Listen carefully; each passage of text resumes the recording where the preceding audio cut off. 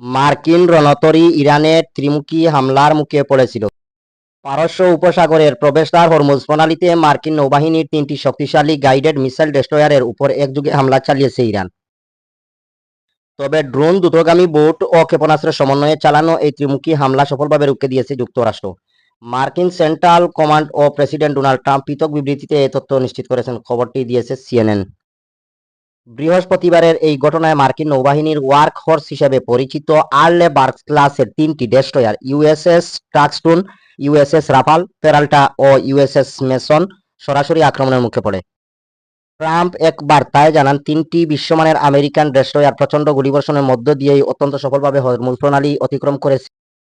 তাদের জাহাজগুলোতে কোনো ধরনের ক্ষয়ক্ষতি হয়নি, তবে আক্রমণকারী ইরানি বাহিনীর ব্যাপক ক্ষয়ক্ষতি হয়েছে। মার্কিন ডেস্ট্রয়ারগুলো তাদের অত্যাধুনিক প্রতিরক্ষা ব্যবস্থার মাধ্যমে আক্রমণ প্রতিহত করে তারা হরমুজ প্রণালী পাড়ি দিয়েছে। জাহাজগুলোতে ব্যালিস্টিক ও ক্রুজ মিসাইল ধ্বংস করতে সক্ষম কয়েক মিলিয়ন ডলার মূল্যের স্ট্যানফোর্ড মিসাইল ও স্বল্প পাল্লার সি স্প্যারো মিসাইল সিস্টেম রয়েছিল।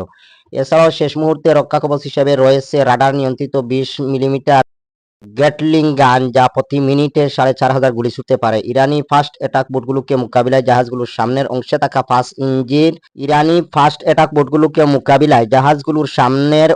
থাকা 5 ইঞ্চি 127 মিলিমিটারের কামান ব্যবহার করা হয়েছে বলে ধারণা করা হচ্ছে।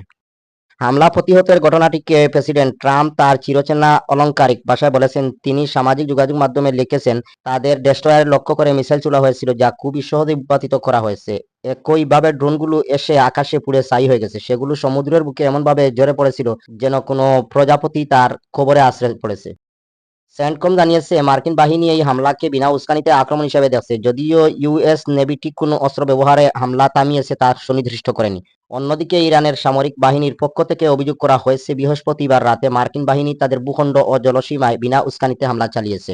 ইরানের রাষ্ট্রীয় সংবাদ মাধ্যমের তথ্য অনুযায়ী, হরমুজ প্রণালীর খেসম দ্বীপ, বন্দর খামির ও সিরিক সংলগ্ন বেসামরিক এলাকাগুলোকে লক্ষ্য করে মার্কিন বিমানে হামলা চালিয়েছিল।